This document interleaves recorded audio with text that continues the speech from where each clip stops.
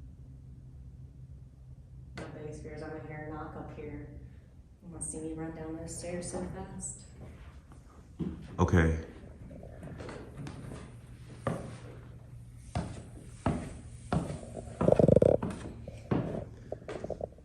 There aren't any lights down here, huh? Or is it? We've got bright overhead lights.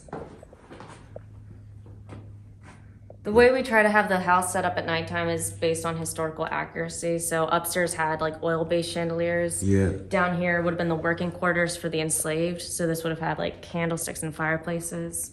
And then the red lights just help your eyes adjust the darkness. So they're just conveniently scary. They're not supposed to be, it's just there. All right, well, let me run up and get me a light so I can brighten up a little bit. Okay. An LED light on the table, the LED light's on. That little blue light over there. I had that set up and that's turned on now.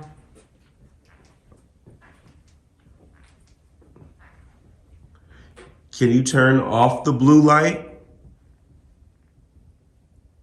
And it's a dimmer too, so they can dim it. Or brighten it. Dim or brighten.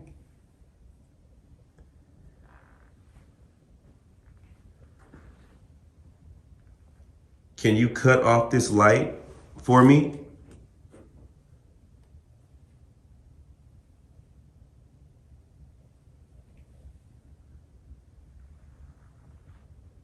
Okay, so we know that it's on.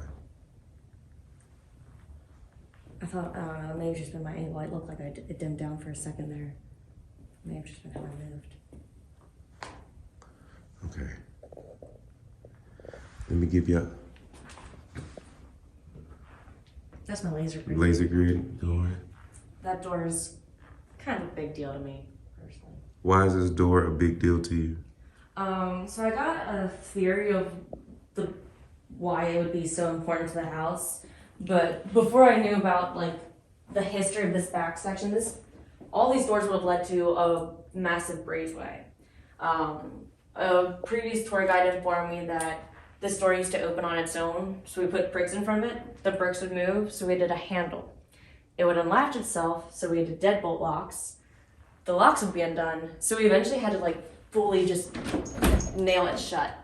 Is there a light in here? Yeah. Let's see what it looks like with the light on. Okay. All right, y'all. So we're in what is it considered, like the basement quarters? Yeah, so this is the working quarters for the enslaved. So this is the working quarters for the enslaved people. And so is this place considered, how active is this basement compared to upstairs? It depends on the person, but a lot of people do believe that the basement is going to be a lot more active. We do have some really interesting, more outgoing spirits down here compared to the other sections of the property. And even just for the history use, it just seems like it has kind of a darker history to it as well. Okay, and then you said now this is the door that you guys had to put bricks in front of. Bricks would move, we added a handle, it would unlatch itself, we added deadbolt locks would be undone, we nailed it shut, so now it's permanently shut. What do you think, or who do you think is trying to get out of or go into that door?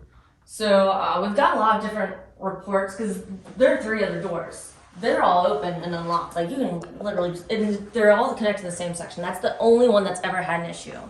And I think it actually ties into this room here. So this is like going to be getting into that darker history I mentioned. This is just a tad bit of what we have for this lower level. This is our surgery room for Dr. Frank Sorrel. Now, Frank was Francis and the first wife Lucinda's youngest child and a skilled trauma surgeon that specialized in amputations and bullet removal. So he's not the guy that's upstairs. This is his kid. Yeah. This is the son of Francis Sorrel. So this is his brother of Clint Eastwood upstairs. Yes, that guy. Okay, so this guy was a doctor. Mm-hmm. And what was his issue?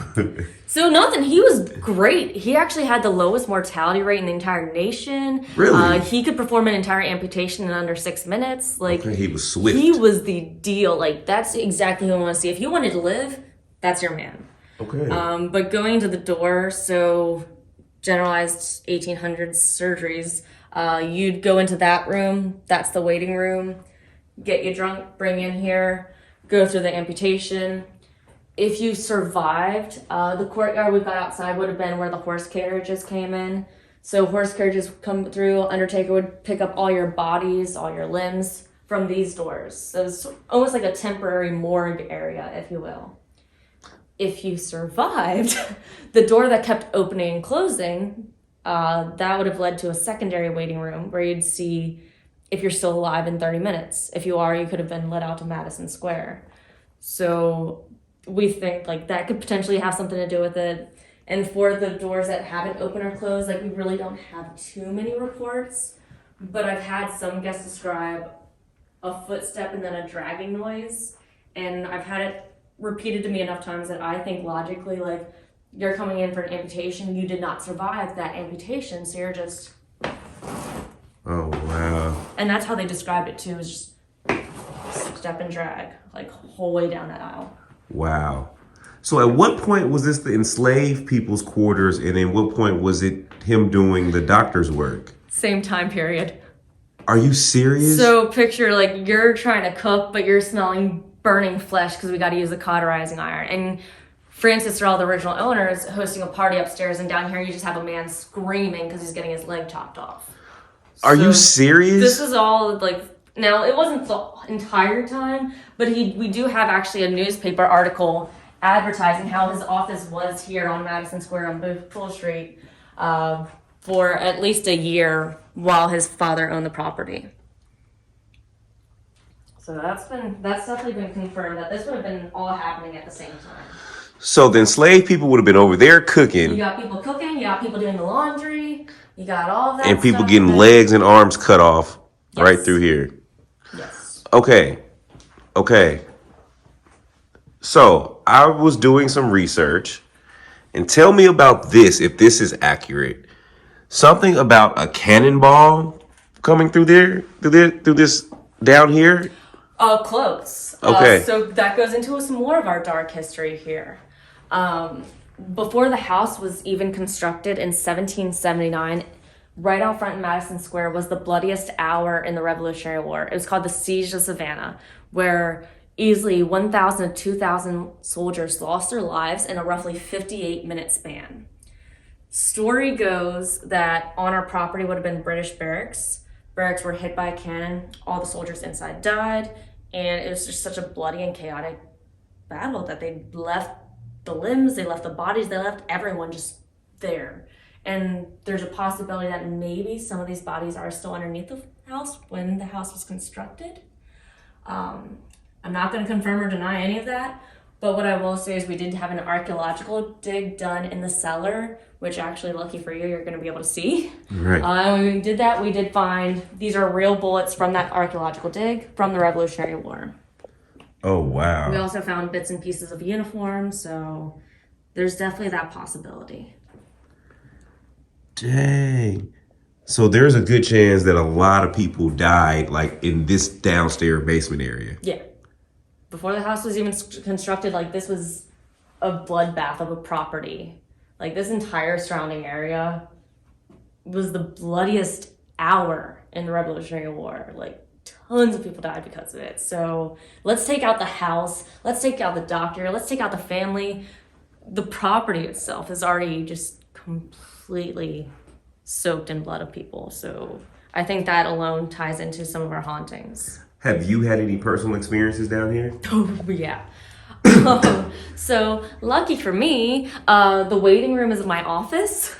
Back here. Yeah, so where a lot of people died in that room alone, because if they didn't make it to Dr. Frank in time. They died in that room, waiting. That Yeah. waiting room then becomes like the death room. Yeah. So what's happening there to you? So I've heard, like, I've got all my paranormal investigative equipment in there. Like, I've had stuff start to turn on its own, like someone's trying to talk to me while I'm working, or I'll hear tapping on my window, on my walls. Like, someone will move the mouse on my computer, but the mouse is not physically moving. Oh, wow. And that's actually not even that crazy to me. Like, compared to the rest of the things I've had for the main portion of the home, like, I'll take that any day. That's a walk in the park compared to, like, down here I've seen full-bodied apparitions. I've been physically touched. Like, I've seen massive shadow figures. We've got a guy that we know is like John, or AKA Shadow Man, who's like 7 to 8 feet tall, 3-dimensional shadow figure. I've seen him walking around. He's tapped my shoulder before. I've heard my name called down here by a little girl. Like, it's a lot down here. And I think that's probably one of the reasons like a lot of our guests say it's the most active is because we've got a lot more social spirits down here. They're like, yep, let's do this. Let me say hi to you real quick. That's intense. Oh yeah. Okay. It's fun. So where are we at? Where are we going next? So going back here, because... Can we cut the light on in here too? Yeah. Yeah. Just for now, guys. We're gonna go back dark again. I just want y'all to see the space. So we've got like the primary cooking area, and then this is where they did the laundry. But going back to the Siege of Savannah, we've got this back breezeway here. It's called Shadow Man's Breezeway. It's where people usually meet John, and he's described as that. I just got the biggest like chill, and I know I feel the breeze. You should not feel a breeze. We don't have any windows open.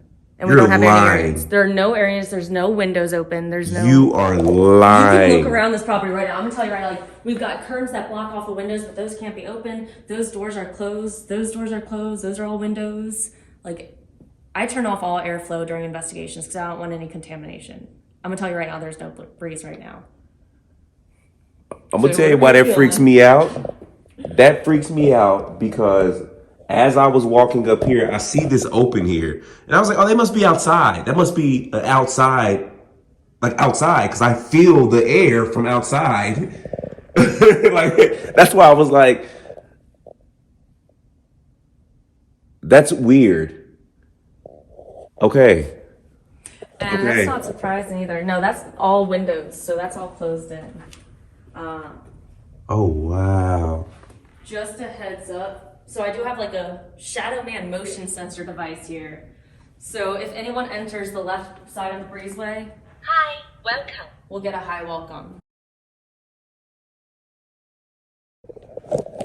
So y'all, okay, the camera just shut off. Like it just went black while me and Aubrey were just talking. I saw the screen. I've never seen a screen do that before. I've had that happen a couple times on tours, so I was like, oh, that happens? Because, like, it does happen. Usually you just have to restart your phone, and then it will be normal again. Y'all, the recorder was still recording. The screen went black, but there was like a black circle in the middle. Eyeball. Like an eyeball. It was like an eyeball. Being watched, man. Oh, my God. Like, it looked like an eyeball. And I was like, Aubrey, like, what is this? And she was like, your phone went black? I was like, yeah. And she was like, that happens all the time. But it's just weird that happened right where I felt that breeze. So who do you think is down here? So we've got our 3 usual suspects. We got Shadow Man, aka John. We got Dr. Frank. And then we do have a little girl that we think is named Sarah. She has come through to mediums and through spirit boxes and other equipment saying, hi, my name's Sarah. And she's been seen as an apparition of a little girl, like probably about this tall, that has short curly blonde hair, dressed like she's from like the late 1800s. And she loves to play games. Like she's tugged on clothing. You'll hear a little girl giggling, playing. Another tour guide said that she's like, all right, Sarah, do you want to play a game? Do you want to play hide and seek? And she just hears like little footsteps shuffling on the bricks. So we definitely think we've got her around here a lot, and she'll play a lot of games with us too. So. Okay.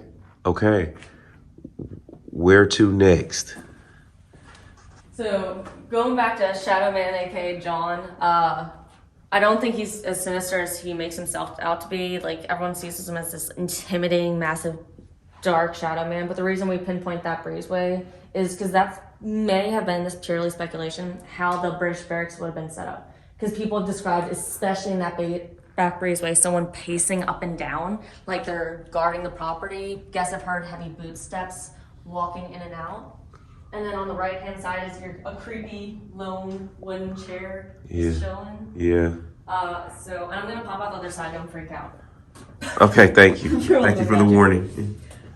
So people have traveled like for the years now, far and wide, just to sit in this chair. And at some point, some dude asked permission first, and he got an answer. And like that just sparked a wave for experiences. So everyone will travel just to sit in the chair and they'll ask permission first. And how did he got to answer through what type of device? No device.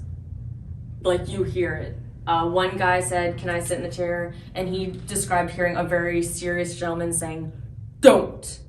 Another guy I just got you. asked, like, "Hey, can I sit in the chair?" He said he got a woman's voice so close to his face he felt like a breath or a breeze that said, "Do it."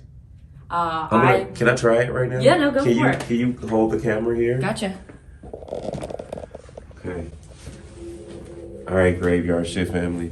You know we come with love, peace, and respect. So the key is just to ask anyone in particular, or just ask. Okay.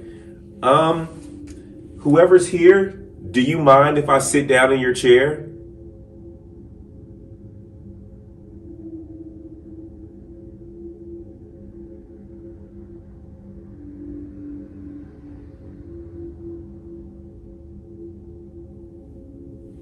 Do you mind if I sit here?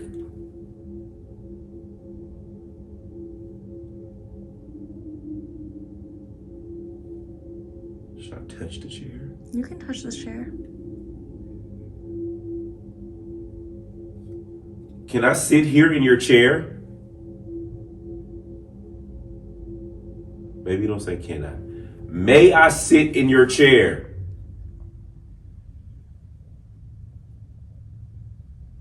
I keep hearing a tapping noise. Over here? Yeah. I did too. Okay.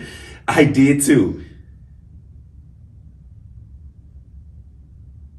People say they've heard your voice before. I would love to hear your voice.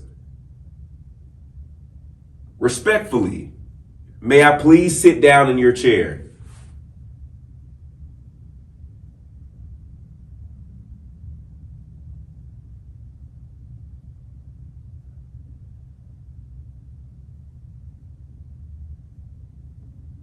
Okay. We have to try it with the lights off when we come back. So I was kind of counting like how many times he'd ask, because there was a third experience I wanted to tell you. Okay. And so sometimes when we get guests that are really pressed on getting an answer, and so they just keep asking over and over and over and over again, sometimes our spirits get fed up and they're like, "All right, bet, I got you." And then they get like the worst experience ever. I had one girl taking a tour back when I was still a tour guide, and she said like just had like someone looming over her, just Oh, wow. and for me, actually, in this past December, I asked, and I didn't get an answer, so I sat down. But I had equipment around me. It's like, "Can you make that go off? Can you make that knocking noise? Can you walk above me?" Like, I'm asking for every single thing under the book. And then, like, after about a minute, I just got nails on the bricks next to my head. I'm like, "Never mind, thanks, bye." Oh, and like, my gosh. I was gone.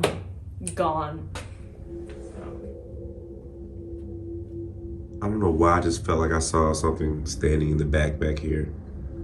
Shadow Man watches. Okay, all right, we're gonna come back down here. Where to next? Let's, I heard the The tapping noise is from over here somewhere.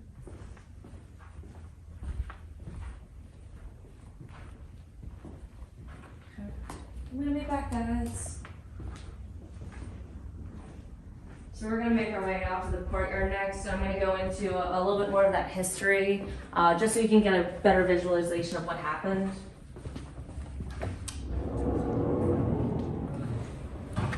So this property is massive. Yeah. We're looking at roughly 15,000 square feet. Okay. Everything. Do I need to close this door? Oh no, you can leave it. Okay. So, before I even get into the history, just a quick lay of the land. Picture this ground about 3 feet lower, covered in a basic dirt floor. We're gonna mention that. We're gonna mention that top, oh, the moon's pretty, ADD. Mention that top balcony there, and I'm also gonna slightly reference the upper level of the carriage house, which is this beige building that's right behind you. You're also gonna get 2 different variations of this story because, like you mentioned earlier, our history changes sometimes. We do have historians that look into the property's history, and we still find new things out. And a lot of people were like, "Well, how is that possible?" Some of our newspapers for the city of Savannah haven't even been digitized yet. They're not on a computer system, so you have to physically like go out and literally look for paperwork to find stuff out. So old school version that every ghost tour company in the entire city of Savannah knows, and if you've like watched any of the TV shows, they've probably mentioned this story, or at least some variation. Goes March of 1860, Matilda, the lady of the home, was getting ready for this gorgeous party. She would have seeked out the head enslaved that was known as Molly, who had her own private bedroom on the upper level of the carriage house. She went up there and found Molly, and depending on whose tongue the story says that Molly was being either sexually abused or was in an affair with Francis Sorrel, the husband. So Matilda left, went up to the top balcony, or was dragged up, jumped, or pushed, and then 2 weeks later, Molly was found hanging from a rafter in her bedroom. Plot twist here. One, carriage house apparently did not exist back then. That would have been constructed 10 to 20 years after this event took place. Two, there is potentially this letter that was written by a guy that attended the party the night Matilda Sorrel died, and he was able to document how she died. So the news story goes, March 1860, Matilda was getting ready for this party. She seemed off. She was diagnosed with what we now consider hysteria, depression, melancholy, and she was going through a said fit of lunacy. So during this fit, she willingly went up to the top balcony, threw herself over, landing on the dirt ground below. Since it was kind of a softer ground, she did severely fracture her skull, and her brain was described to be a mangled mess, but she survived. She was then brought inside to her bedroom in the home, and it took her about 10 hours before she died due to head trauma. Then for the Molly side, we honestly still don't know how that came into play. The Sorrels owned a Molly, but in 1857, 3 years before this took place, Molly was alive and well and sent up to New York. So we don't know exactly what the deal is with the Molly, but from paranormal investigations, from ghost tours, from everything, we have a spirit that says her name is Molly, says that she worked on the property, and said that she tragically died upstairs in a back bedroom that's kind of separated from the rest of the area. So I'll be honest with you, I have no idea what the deal is, but hopefully while we continue doing our research, we'll eventually get all the puzzle pieces together and we'll have like the entire story. Got you. It's still really like intense when it comes to the paranormal spiritual levels there. Right. So Matilda would have essentially fell right over here somewhere? Yeah. Like right around where we just walked out of. Wow. So, but that is true. Yes, like that is verifiable. That we just is don't know. documented. And even for her death, she was not buried in the Sorrel family mausoleum. She's buried in an unmarked grave on the edge of the cemetery. And when they say unmarked, like I'm a 10-minute walk away, so I went over there, and there was no number, there was no name placard. All I found was a tiny little shrub, and that was the only thing that showed that there was someone buried in that plot. Why did they do her like that? Because if you were potentially Catholic, you could not be buried on blessed ground, so you'd have to be buried on the edge of the cemetery, off of the blessed ground. So, with suicide in mind, it makes perfect sense too. Yeah. Wow. So you have we haven't even made it to what happened over here. But okay, but if the story is there was no carriage house, then where would Molly have stayed then? So with that, we did also continue doing our research, and we discovered there would have been a hidden staircase on the left side of the building where that staircase to the basement was, and that would have led to the 4th floor. No one can see the 4th floor. The house was constructed with parapet walls and a garret roofing. It was considered unsightly to see enslaved. So they would have been kept in this tiny little living space that's all the way above that white railing that you can't see.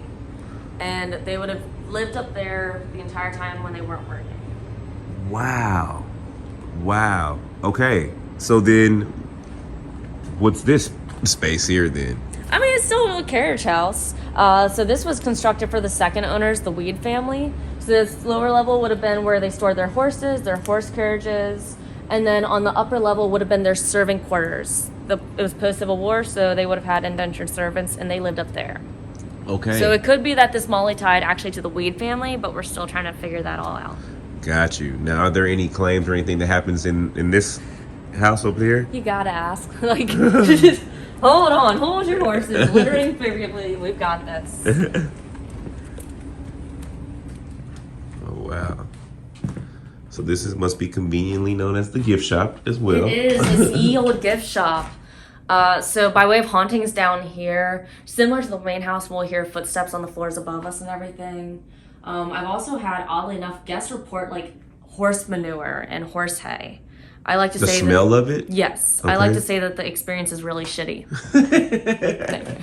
For sure. But I don't know why this is a big deal. But back here, though, guests have reported hearing rummaging around and have seen shadow figures and full-bodied apparitions in this doorway. And like something I've noticed from our history tours is if it's straight across, it's not original. So that would have been a full bricked up wall. So I don't know what the deal is with this back section and why it would be so active compared to the rest of it. Yeah. But it is. Gotcha. And when I'm out in the courtyard, and for guests too, they'll try to look into the basement level of the main house, but it's got that glass, so you see the reflection. Yeah. And you'll see the inside the carriage house through that reflection to be able to see spirits and apparitions walking around down here. Yeah.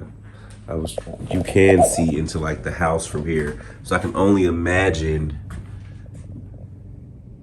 And windows are two ways, so it goes for both sides. If you're in the main house, you can see in here, you'll see someone moving around. If you're in here, try to look in the main way, you'll see someone over there. Like what if we saw somebody moving around in there? That's where we just left out of. That's crazy.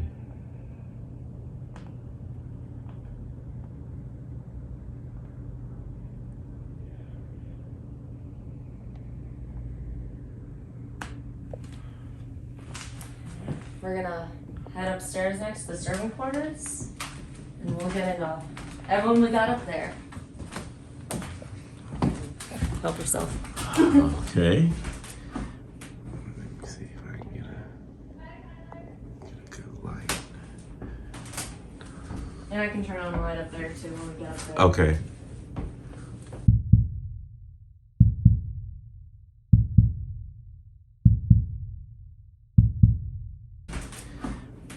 Let me see if I can get a good light. And I can turn on the light up there too when we get up there. Okay.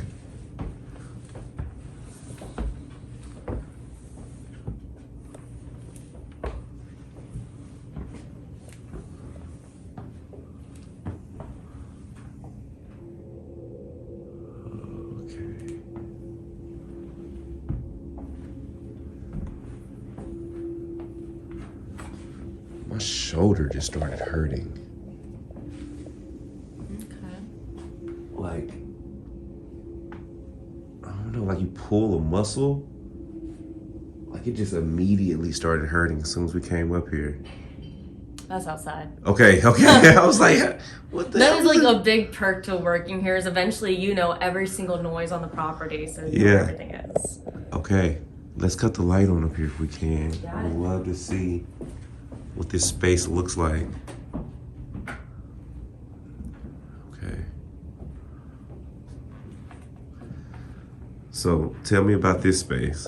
So this section is set to look like a pretty good recreation what the living quarters may have looked like for the enslaved that lived on the 4th floor, while that back bedroom is set up more to look like what it would look like for indentured servants. So you can see the luxury differences there. But for this entire upper level, we do get an interesting report for spirits. The two most prominent ones are Molly, who we're still trying to figure out the backstory with. And there's also a little boy. He's probably about, what did we say, 7 years old is what he looks like. And we think that he was the stable boy for the Weed family. He said he loves horses, and he loves to hang out here quite a bit. So we've got them. People have seen that rocking chair back there start rocking back and forth. We've definitely heard people walking around. We had a previous tour guide that described hearing chains dragging on the flooring when she was below us.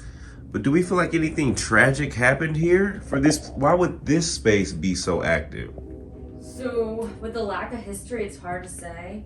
But going into Molly's room, and these experiences are usually more prominent for young women, but they do describe like a heaviness on their chest, a tightness around their neck, and a pressure on their head. Then for all of our guests, they've occasionally described a feeling of despair or depression. And it's gotten so severe that on a weekly basis, we'll have guests leave our tours crying. like bawling their eyes out for no reason.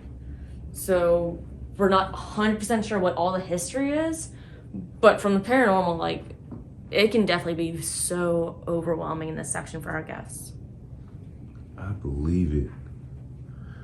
I believe it.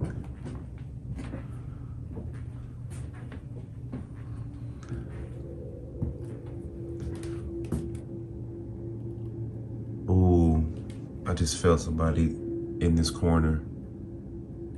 Hello? There's somebody in this room for sure. Oh my God. What? What happened? Something touched my leg. Oh my God. What did it felt like a... It was the tingling feeling you get. Like someone just went.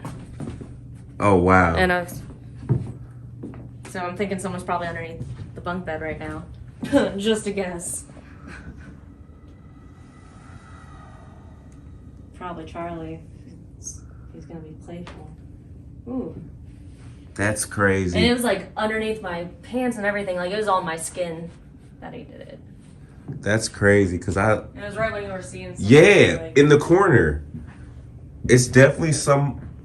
Oh. Fucking stomach.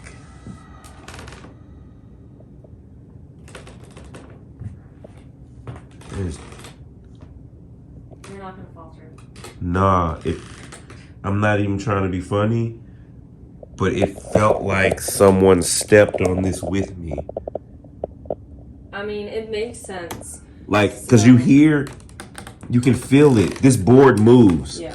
So I stepped here first, then it felt like somebody stepped on it again.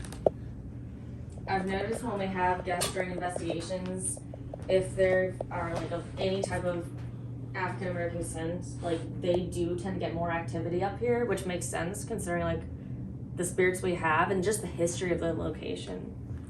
You'd be more welcomed than anyone else. Yeah. Okay. I want to get some of our equipment, and there's a couple spots I would love to try to see what we can get. Oh, let's do it. All right, let's go. Yeah. So yeah, we're going to go to the cellar. You said most people don't get to go to the cellar, huh? No.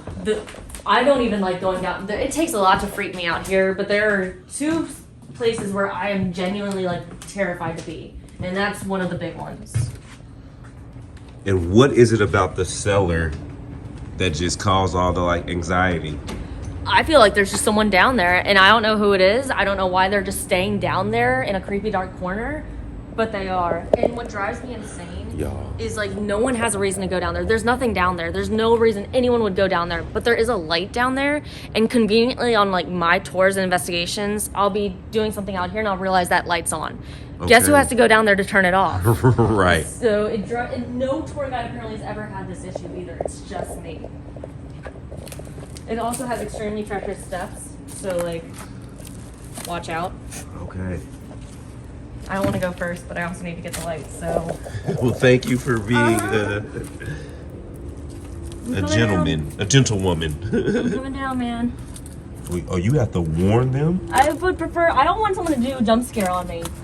I'm coming down. Okay. Oh. Yeah. I could imagine being down here by yourself. And I always feel like someone's in that back corner there, like just watching me.